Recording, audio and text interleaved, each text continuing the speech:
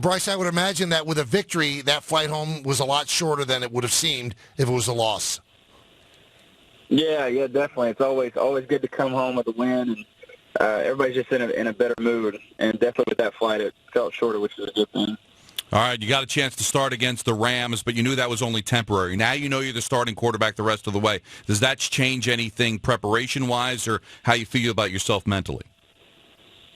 Yeah, for me it really doesn't. It's kind of something that I think coming from Baylor, being in that same similar situation as a backup, for a couple of years, I think I understand that role and what it entails, that really you're one play away. And so it's something I kind of pride myself on since I've been here is that I've prepared as such, whether I was inactive or third string or, whatever the case is, I've always prepared like I was going to be a starter. So other than just the reps, nothing really changes.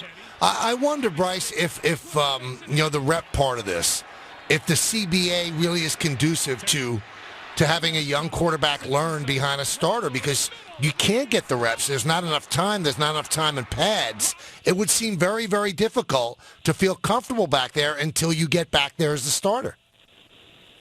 Yeah, it's tough sometimes. I'd be lying to you if I told you that I could just look at a game plan or, our playbook and be able to go out there and do it. I'm a rep guy, and I know there's plenty of people out there like me or like myself. But, yeah, it's tough. You got to get in there and do it. You got to take your at-bats and kind of learn from that failure, if you will, as hard as that is to say. Everybody expects perfection, in today's society. But the fact of the matter is you're not going to be perfect, man. You're going to have failure. And those are the things that you learn from and grow from. Bryce, what about leadership? Is that something that you feel you can do now, or is that something that's going to come over time? Yeah, you know what? I think that, to get in a leadership role, it's not something that, is given to you. I've always felt like leadership is earned, and it's earned through those guys seeing you go out there and play and produce and be in those situations to where they can count on you, and you got their back, they got your back, and it's one of those things that you can't just kind of walk out there with it just because you're the starter, week 12 and expect it to happen. It's got to be earned. So definitely something that will come over time. Now, Bryce, I had read today that you were a little nervous coming out. This is your second start. Why do you think the nerves were there, and did they surprise you?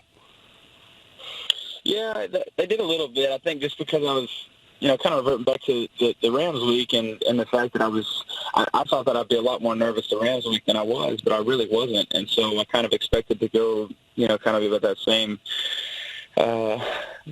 way, I guess. And so when it didn't, it just kind of, they kind of stacked up on each other. And so, the thing about nerves, they're good. I like nerves.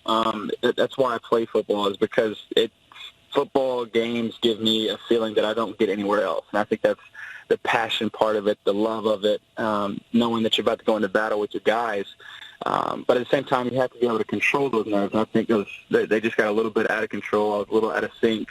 Those first couple of series, missing balls and not being as clear in my mind as I normally am. So just got to be able to settle down, get in a rhythm, and then, be able to produce and play like I know I can. All right, there's a flag on the game-winning touchdown. Not sure if you saw when it was originally thrown, but you were confident that was going to be offsides on San Francisco? No, I had no idea what it was. I thought I actually saw a cue because we motioned cue over from the left side to the right, and I kind of saw him wiggle not wiggle, that's probably a weird way to describe it, but he moved as I was kicking my foot up, and so I thought that's what they called it on. But then when they said it was defensive offside, I was like, hey, man, we just won the game. And he was like, oh, my gosh. So good moment there, good way to cap off, an unbelievable comeback win. Just the encouragement on the sidelines, and everybody was fighting, and there was we just knew it was going to happen. Bryce, when you scored the two-point conversion, I just got the sense that there was no way that you were going to be stopped, that you just were dead set intent on getting in. And I think that people also don't realize how big you are. So, you're a big, big quarterback. And what was going through your mind as you were trying to get the 2-point that would have tied it up? Yeah, just get in, by any means necessary. I think I was maybe the judge, the first time the stiff-arms ever worked in my life, and I really don't know if it did.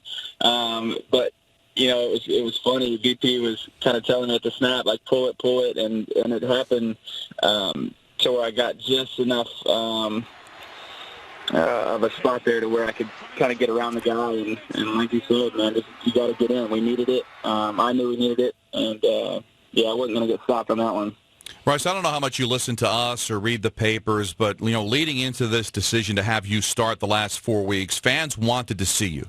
And there were reports that Todd Bowles didn't want to do it because he didn't want to lose the room. The veterans didn't want to go to the backup quarterback. Did you pay any attention to that? And did you get a sense that the room maybe did not want to see Fitzpatrick benched?